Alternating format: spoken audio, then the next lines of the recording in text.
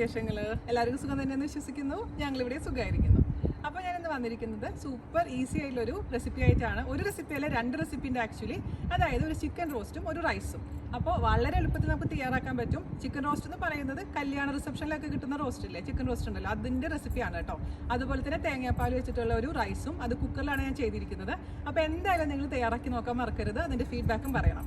അതുപോലെ തന്നെ കഴിഞ്ഞ ദിവസം പോസ്റ്റ് ചെയ്തിട്ടുണ്ടായിരുന്ന സോയ കൊണ്ടാട്ടം ഒരുപാട് പേർക്ക് ഇഷ്ടപ്പെട്ടു എന്ന് പറഞ്ഞതിൽ സന്തോഷം. അപ്പോൾ ഒട്ടും താമസിച്ചിട്ട് നമുക്ക് എങ്ങനെയാണ് രുചികരമായുള്ള ചിക്കൻ റോസ്റ്റും റൈസും തയ്യാറാക്കാം എന്ന് നോക്കിയിട്ട് വരാം. ഓക്കെ, അപ്പോൾ നമുക്ക് വളരെ ടേസ്റ്റി ആയിട്ടുള്ള അതേസമയം ഈസി ആയിട്ടുള്ള ചിക്കൻ റോസ്റ്റ് എങ്ങനെയാണ് തയ്യാറാക്കാമെന്ന് നോക്കാം. അതിന് വേണ്ടി ഞാനിവിടെ എടുത്തിരിക്കുന്നത് 3/4 കിലോ ചിക്കനാണ്. ഫ്രഷ് ചിക്കൻ, എല്ലോട് കൂടിയിട്ടുള്ളതാണ് കേട്ടോ. അതേസമയം നിങ്ങൾക്ക് എല്ലില്ലാതെയും തയ്യാറാക്കാം. അപ്പോൾ ഇതിൽ നമുക്ക് കുറച്ച് മസാലയൊക്കെ ഇട്ടിട്ടൊന്ന് കുറച്ച് നേരം മാരിനേറ്റ് ചെയ്ത് വെക്കണം. അതിന് വേണ്ടിയിട്ട് ഒരു ബൗൾ എടുക്കുക. ആദ്യം തന്നെ ഇവിടെ ഞാൻ ചേർത്ത് കൊടുക്കാൻ പോകുന്നത് 1.5 ടീസ്പൂൺ കാശ്മീരി മുളക് പൊടി. അപ്പോൾ നിങ്ങളുടെ അടുത്ത് കാശ്മീരി മുളക് പൊടി ഇല്ലെങ്കിൽ നോർമൽ മുളക് പൊടി ഉപയോഗിച്ചാലും മതിയാവും കേട്ടോ. അതിലോട്ട് ഞാൻ എരിവുള്ള മുളക് പൊടി 1 ടീസ്പൂൺ കൂടെ ആഡ് ചെയ്യുന്നുണ്ട്. അപ്പോൾ എരിവുള്ള മുളക് പൊടി മാത്രമാണെന്നുണ്ടെങ്കിൽ മൊത്തത്തിൽ 2 ടീസ്പൂൺ എരിവുള്ള മുളക് പൊടി ചേർത്ത് കൊടുക്കാം. ഇനി നമുക്ക് ചേർത്ത് കൊടുക്കേണ്ടത് കുറച്ച് മഞ്ഞൾപ്പൊടിയാണ്, ഒരു 1/4 teaspoon. 1/4 teaspoon garam masala, 1/2 teaspoon കുരുമുളക് പൊടി, 1 ടീസ്പൂൺ ഉപ്പ്, 1.5 ടേബിൾ സ്പൂൺ ലെമൺ ജ്യൂസ്, അതല്ലെങ്കിൽ നമ്മുടെ വിനീഗർ ഉപയോഗിച്ചാലും മതിയാകും. ഇത് നന്നായിട്ട് ആദ്യം മിക്സ് ചെയ്ത് കൊടുക്കുക. അപ്പോൾ വീഡിയോ പർപ്പസിന് വേണമെങ്കിൽ നമുക്ക് ഇതിലോട്ട് ഒരു അല്പം കളർ ചേർക്കാം. കാരണം ഫ്രൈ ചെയ്യുമ്പോൾ ചിക്കൻ്റെ പീസസ് ഇങ്ങനെ വെളുത്തിരിക്കുന്ന പോലെ തോന്നാറുണ്ട്. അതുകൊണ്ട് ഞാൻ വീഡിയോ ചെയ്യുമ്പോൾ മാത്രമാണ് കേട്ടോ കളർ ചേർക്കുന്നത്. ഒരുപാട് പേര് ചോദിക്കാറുണ്ട്, ഞാൻ നോർമലായിട്ട് ഫുഡ് ഉണ്ടാക്കുമ്പോൾ കളർ ചേർക്കാറില്ല. പക്ഷേ ഇനി ഇതിലോട്ട് നമുക്ക് ചിക്കൻ്റെ പീസസ് ഇട്ട് നന്നായിട്ട് മിക്സ് ചെയ്തതിന് ശേഷം 1/2 മണിക്കൂറെങ്കിലും മിനിമം മാരിനേറ്റ് ചെയ്ത് വെക്കാം. ചെറിയ പീസസ് ആയിട്ടാണ് ഞാൻ മുറിച്ചിരിക്കുന്നത് കേട്ടോ. ഈ 3/4 കിലോ എന്ന് പറഞ്ഞത് ക്ലീൻ ചെയ്തിട്ട് പീസസ് ആയിട്ട് മുറിച്ചതിന് ശേഷം ഞാൻ വെയിറ്റ് നോക്കിയപ്പോഴത്തെ വെയിറ്റ് ആണ്. എല്ലാ ഭാഗത്തേക്കും നന്നായിട്ട് മസാല എത്തിയെന്ന് ഉറപ്പ് വരുത്തിയതിന് ശേഷം നമുക്കിതങ്ങ് 1/2 മണിക്കൂറെങ്കിലും മിനിമം എടുത്ത് വെക്കുക. അല്ലെങ്കിൽ ഓവർനൈറ്റ് ഫ്രിഡ്ജിൽ വെക്കുകയാണെങ്കിൽ ഏറ്റവും നന്നായിരിക്കും, സമയം ഉണ്ടെങ്കിൽ. ഇപ്പോൾ നാളെ ഉണ്ടാക്കണമെങ്കിൽ ഇന്ന് രാത്രി ഇതേപോലെ മാരിനേറ്റ് ചെയ്ത് ഫ്രിഡ്ജിൽ വെച്ചാൽ മതി. ഫ്രീസറിലല്ല വെക്കേണ്ടത്, ഫ്രിഡ്ജിലാണ് കേട്ടോ. 24 മണിക്കൂർ വരെ നമുക്ക് മാരിനേറ്റ് ചെയ്ത ഐറ്റംസ് നമുക്ക് ഫ്രിഡ്ജിലാണ് വെക്കേണ്ടത്. 24 മണിക്കൂറിന് മേലെയാണെങ്കിൽ നമ്മളെപ്പോഴും ഫ്രീസറിൽ വെക്കണം. ഓക്കെ, ഇത് നമുക്ക് മാറ്റി വയ്ക്കാം. നമ്മുടെ ചിക്കൻ മാരിനേറ്റ് ചെയ്യാൻ വെച്ചിട്ട് 1/2 മണിക്കൂറിന് മേലെ ആയിട്ടുണ്ട്. നമുക്കിതൊന്ന് വറുത്തെടുക്കാം. അതിന് വേണ്ടിയിട്ട് വെളിച്ചെണ്ണയോ ഓയിലോ എന്താണെങ്കിലും അത് ഒഴിച്ചു കൊടുക്കാം കേട്ടോ. ഒന്ന് ചൂടാവട്ടെ, മീഡിയം ചൂടാവട്ടെ. അപ്പോൾ നമ്മുടെ ഓയിൽ ചൂടായിട്ടുണ്ട്, അതിലോട്ട് ചിക്കൻ്റെ പീസസ് ഇട്ട് കൊടുക്കാം കേട്ടോ. 2 ബാച്ചായിട്ട് നമുക്കിതങ്ങ് വറുത്തെടുക്കാം. പിന്നെ ചിക്കൻ വറക്കുമ്പോൾ ശ്രദ്ധിക്കേണ്ട ഒരു കാര്യം, ഇത് ഒരുപാടങ്ങ് ഓവറായിട്ട് ഫ്രൈ ചെയ്യാൻ പാടില്ല. ഒരു 3/4 കുക്കാവുന്ന രീതിയിൽ ഫ്രൈ ചെയ്താൽ മതിയാവും കേട്ടോ. അല്ലെങ്കിൽ എന്ത് പറ്റുമെന്ന് വെച്ച് കഴിഞ്ഞാൽ നമ്മുടെ ചിക്കൻ ഭയങ്കര ഹാർഡായിട്ടിരിക്കും. നമ്മുടെ ചിക്കൻ റോസ്റ്റ് ഉണ്ടാക്കി കഴിഞ്ഞാലും ആ സോഫ്റ്റ്നെസ് ഉണ്ടാവില്ല. അപ്പോൾ ചിക്കൻ വറക്കുമ്പോൾ എപ്പോഴും 3/4 കുക്ക്ഡ് ആവുന്ന വരെ മാത്രം ഫ്രൈ ചെയ്താൽ മതിയാവും. നമുക്കതിന് ശേഷം ഒരു കിച്ചൺ ടിഷ്യൂലോട്ടോ അല്ലെങ്കിൽ ഒരു അരിപ്പയിലോട്ടോ അങ്ങ് വറുത്ത് കോരി വയ്ക്കാം. അപ്പോൾ നമ്മുടെ ചിക്കൻ ഫ്രൈ 3/4 ഫ്രൈ ആയിട്ടുണ്ട്. നമുക്കിത് കോരി മാറ്റി ഒരു അരിപ്പയിലോട്ട് ഇടാം. അതുപോലെ തന്നെ ബാക്കി ചിക്കൻ ഇതേപോലെ തന്നെ ഫ്രൈ ചെയ്തെടുക്കാം കേട്ടോ. നമ്മുടെ ചിക്കൻ പീസസ് എല്ലാം ഞാൻ വറുത്ത് കോരിയിട്ടുണ്ട് കേട്ടോ. ഇനി നമുക്ക് ചിക്കൻ റോസ്റ്റ് തയ്യാറാക്കാൻ തുടങ്ങാം. അതിന് വേണ്ടിയിട്ട് ഒരു കടായി എടുക്കുക. അതിലോട്ട് 3 ടേബിൾ സ്പൂൺ കോക്കനട്ട് ഓയിൽ, അല്ലെങ്കിൽ നിങ്ങളുടെ കയ്യിലുള്ള ഏത് ഓയിലാണ് അത് ഒഴിച്ചു കൊടുക്കുക. ഓയിലൊന്ന് ചൂടാവട്ടെ. അതിലോട്ട് നമുക്ക് ഒരു കഷ്ണം പട്ട, ഒരു 3 ഏലക്ക, 3 ഗ്രാമ്പൂ ഇട്ട് കൊടുക്കുക. വേണമെങ്കിൽ ബേ ലീഫും. ഇത് നല്ലൊരു വാസന വരാൻ വേണ്ടിയിട്ടാണ് ചേർത്ത് കൊടുക്കുന്നത്. അതിലോട്ട് 2 സവാള നൈസാക്കി അരിഞ്ഞത് ചേർത്ത് കൊടുക്കാം. അതേപോലെ തന്നെ 3 പച്ചമുളകും ചേർത്ത് കൊടുക്കാം.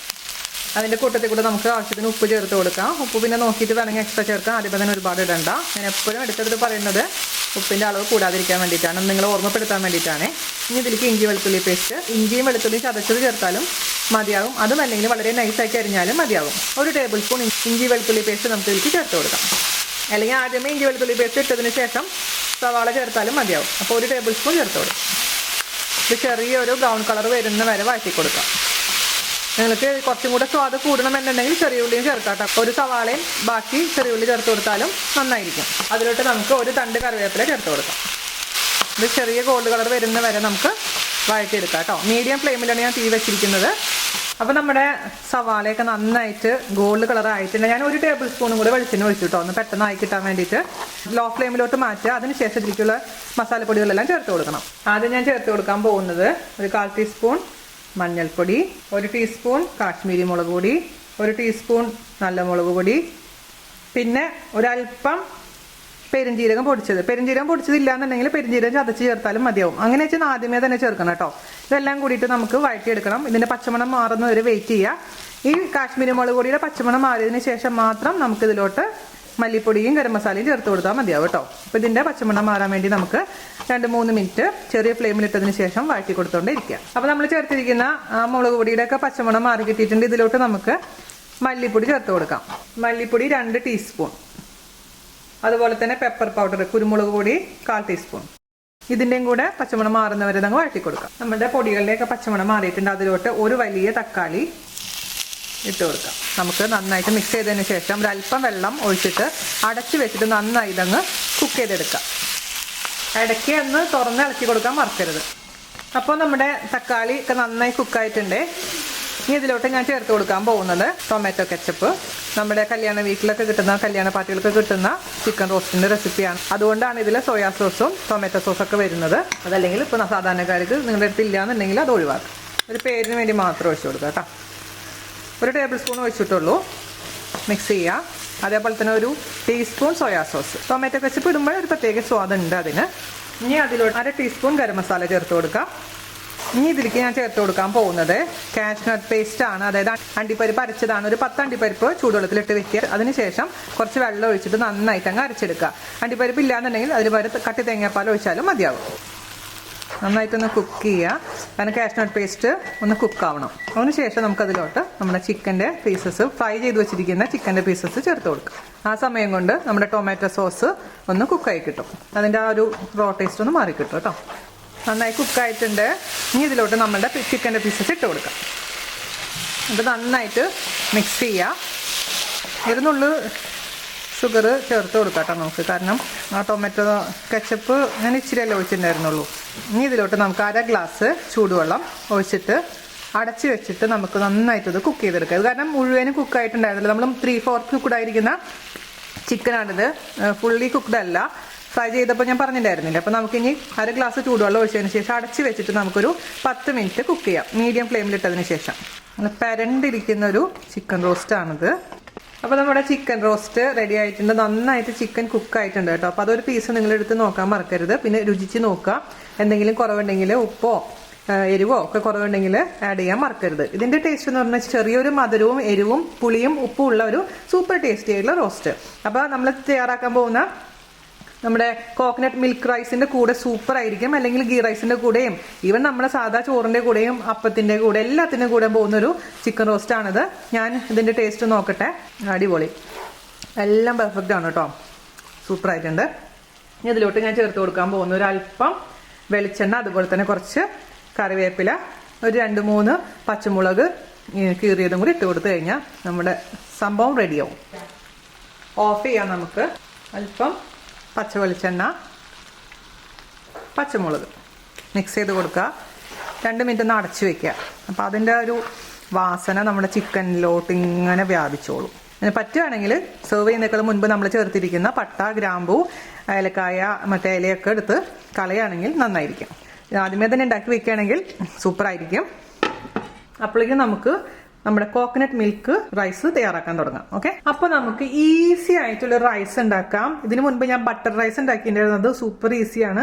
അതിനൊരു വേറെ വെർഷനാണ് ഈ റൈസ്. ഇത് തേങ്ങാപ്പാൽ റൈസ് ആണ്. തേങ്ങാപ്പാലിന്റെ റൈസ് ഞാൻ പല വെർഷൻസ് ഇട്ടിട്ടുണ്ടായിരുന്നു. ഇത് സിമ്പിൾ ആൻഡ് ടേസ്റ്റി ആണ് കേട്ടോ. ഇതിന്റെ കൂടെ ചിക്കൻ റോസ്റ്റോ സോയാ റോസ്റ്റോ മട്ടണോ എന്താണെന്ന് വെച്ച് കഴിഞ്ഞാൽ അത് സൂപ്പർ കോമ്പിനേഷൻ ആയിരിക്കും. അപ്പോൾ നമ്മുടെ തേങ്ങാപ്പാലിന്റെ ചോറുണ്ടാക്കാൻ വേണ്ടിയിട്ട് ഞാനിവിടെ എടുത്തിരിക്കുന്നത് 2 ഗ്ലാസ് കൈമ റൈസ്, അതായത് നമ്മുടെ ജീരകശാല റൈസ്. അതല്ലെങ്കിൽ നിങ്ങളുടെ കയ്യിലുള്ള ഏത് അരിയാണോ അത് ഏത് അരിയാണെങ്കിലും ഉപയോഗിക്കാം. അപ്പോൾ ഏത് അരിയാണെങ്കിലും നമ്മൾ എന്താ ചെയ്യേണ്ടത്, നന്നായിട്ട് ആദ്യം തന്നെ വാഷ് ചെയ്യുക. അതിനുശേഷം 20 മിനിറ്റെങ്കിലും മിനിമം വെള്ളത്തിലിട്ട് വെക്കണം. എന്നിട്ട് ആ വെള്ളമെല്ലാം ഊറ്റി ഒട്ടും തന്നെ വെള്ളമില്ലാതെ വെച്ചിരിക്കുന്ന അരിയാണിത്. ബസ്മതി റൈസും കൈമ റൈസും സൂപ്പർ ആയിരിക്കും ഇതിന് കേട്ടോ. അല്ലെങ്കിൽ നിങ്ങൾക്ക് പച്ചരിയാണോ ഉള്ളെങ്കിൽ പച്ചരിയും ഉപയോഗിക്കാം. അതിനുശേഷം നമ്മൾ കുക്കറിലാണ് അത് തയ്യാറാക്കാൻ പോകുന്നത്. 5 ലിറ്ററിന്റെ കുക്കറിൽ നമുക്ക് ചെയ്യാം. 2 ഗ്ലാസ് അരി, അല്ലെങ്കിൽ നിങ്ങൾ ആദ്യമായിട്ട് ചെയ്യുന്നതാണെങ്കിൽ 1 ഗ്ലാസ് അരി വെച്ച് ചെയ്ത് നോക്കൂ കേട്ടോ. എന്നിട്ട് കുക്കർ നമുക്ക് അടുപ്പത്ത് വെച്ചിട്ട് ഇത് മീഡിയം ഫ്ലെയിമിൽ തീ ഓൺ ചെയ്ത് കൊടുക്കാം. അതിലോട്ട് നമുക്ക് ഒരു അല്പം വെളിച്ചെണ്ണ ഒഴിച്ചു കൊടുക്കാം. കോക്കനട്ട് റൈസ് ആയതുകൊണ്ട് വെളിച്ചെണ്ണയാണ് ഉപയോഗിക്കുന്നത് മാത്രം. പക്ഷെ നിങ്ങൾക്ക് ഏത് ഓയിൽ വേണമെങ്കിലും ഉപയോഗിക്കാം. അപ്പോൾ 1 ടേബിൾ സ്പൂൺ വെളിച്ചെണ്ണ ഒഴിച്ച് കൊടുത്തിട്ടുണ്ട്. അതൊന്ന് ചൂടാവട്ടെ കേട്ടോ. ഇത് അതിലേക്ക് നമുക്ക് 1 പീസ് പട്ട, 2-3 ഗ്രാമ്പൂ, 2 ഏലക്കായ ഇടാം. പക്ഷേ ഇത് ഇടാൻ താല്പര്യമില്ലെങ്കിൽ നിങ്ങൾക്ക് അത് ഒഴിവാക്കാം കേട്ടോ. അപ്പോൾ ഇതൊരു റൈസിന്റെ ഒരു എന്താ പറയുക, ഒരു ബിരിയാണി അല്ലെങ്കിൽ ഒരു ഗീ റൈസ് ഫ്ലേവർ കിട്ടാൻ വേണ്ടി മാത്രമാണ് ഞാനിത് ആഡ് ചെയ്യുന്നത്. അല്ലെങ്കിൽ ഇതൊന്നും ഇല്ലാണ്ട് വെറുതെ വെളിച്ചെണ്ണയിൽ കുറച്ച് നേരം ഈ അരി ഒന്ന് വഴറ്റിയതിന് ശേഷം തേങ്ങാപ്പാൽ ഒഴിച്ചിട്ട് ഉണ്ടാക്കാവുന്നതേ ഉള്ളൂ. അപ്പോൾ ഒന്ന് വഴറ്റിയെടുക്കാം നമുക്ക് മീഡിയം ഫ്ലെയിമിൽ ഇട്ടതിന് ശേഷം. കണ്ണടച്ച് തുറക്കുമ്പോഴേക്കും സംഭവം റെഡിയാവും. അരി വെള്ളത്തിലിടാൻ മറക്കരുത്, കുതിർക്കാൻ മറക്കരുത്. അരി കുതിർത്തിട്ടില്ലെങ്കിൽ ഞാൻ പറയുന്ന സമയത്തിന് അരി കുക്കായി കിട്ടില്ല. അതെപ്പോഴും ഞാൻ പറയുന്ന ഒരു കാര്യമാണ്. ഒരുപാട് പേര് മറക്കും. അത് കഴിഞ്ഞിട്ട് ചേച്ചി കുക്കായില്ല, ചേച്ചി പറഞ്ഞ പോലെ റെഡി ആയില്ല എന്ന് പറഞ്ഞു കഴിഞ്ഞിട്ട് കാര്യമില്ല. നമ്മളിപ്പോൾ സാധാരണ നമ്മൾ ചോറ് വെക്കുന്ന, അതായത് നമ്മൾ നോർമൽ ഡേ കുക്ക് ചെയ്യുന്ന ചോറ് വെക്കുന്ന അരിയാണെങ്കിലും 20 മിനിറ്റ് വെള്ളത്തിലിടാൻ മറക്കരുത്. ഞാനിവിടെ ഇപ്പോൾ 4 ഗ്ലാസ് തേങ്ങാപ്പാൽ എടുത്ത് വെച്ചിട്ടുണ്ട്. 3 ബോക്സ് തേങ്ങ ഒന്ന് അതിൻ്റെ തണുപ്പ് മാറ്റാൻ വേണ്ടിയിട്ട് ഞാൻ ഓവനിൽ വെച്ച് ചൂടാക്കി. അതിനുശേഷം 3.25 ഗ്ലാസ് വെള്ളം ഒഴിച്ചിട്ട് പിഴിഞ്ഞെടുത്ത് വെച്ചിരിക്കുന്ന 4 ഗ്ലാസ് പാലാണിത് കേട്ടോ. തേങ്ങാപ്പാലാണിത്, തൈമ്പാലല്ല, മൊത്തത്തിൽ വെള്ളം ഒഴിച്ചിട്ട് പിഴിഞ്ഞു വെച്ചിരിക്കുന്ന തേങ്ങാപ്പാലാണിത്. അപ്പം നിങ്ങളുടെ അടുത്ത് ഫ്രഷ് ആയിട്ടുള്ള തേങ്ങാപ്പാൽ ഇല്ലെങ്കിൽ അതിന് പകരമായിട്ട് കോക്കനട്ട് മിൽക്ക് പൗഡർ വെള്ളത്തിലിട്ട് മിക്സ് ചെയ്തതിന് ശേഷം ഇങ്ങനെ റെഡിയാക്കിയിട്ട് കറക്റ്റ് 4 ഗ്ലാസ് ആക്കിയതിന് ശേഷം ഒഴിച്ചു കൊടുത്താലും മതിയാവും. പക്ഷേ എപ്പോഴും ടേസ്റ്റ് എന്ന് പറയുന്നത് നമ്മുടെ ഫ്രഷ് കോക്കനട്ട് മിൽക്കിൽ ഉണ്ടാക്കുമ്പോൾ തന്നെയാണ്. അല്ലെങ്കിൽ നിങ്ങൾക്ക് ഞാൻ കഴിഞ്ഞ അപ്പത്തിൻ്റെ വീഡിയോയിൽ കാണിച്ച പോലെ കോക്കനട്ട് ക്രീം ഉപയോഗിച്ചിട്ടും ചെയ്യാം. അത് ഡൈല്യൂട്ട് ചെയ്താൽ മാത്രം മതിയാവും. ഒട്ടും തന്നെ വെള്ളമില്ലാത്ത നമ്മുടെ ഊറ്റി മാറ്റി വെച്ചിരിക്കുന്ന അരി അതിലേക്ക് ഇട്ടിട്ട് വഴറ്റി കൊടുക്കാം. 2-3 മിനിറ്റ് വഴറ്റാൻ മറക്കരുത് കേട്ടോ. നമ്മൾ അരി വഴറ്റി കൊടുത്തിട്ടുണ്ട്. ഇനി ഇതിലോട്ട് നമുക്ക് അളന്ന് വെച്ചിരിക്കുന്ന 2 ഗ്ലാസ് അരിക്ക് 4 ഗ്ലാസ് തേങ്ങാപ്പാലാണ് ഒഴിച്ചിരിക്കുന്നത്.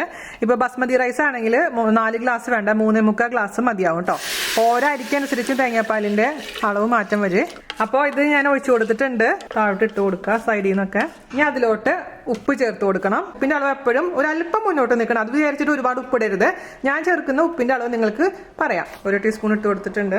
വീണ്ടും 2 നുള്ളി ചേർത്ത് കൊടുത്തു. എന്നിട്ടൊന്ന് രുചിച്ച് നോക്കുക.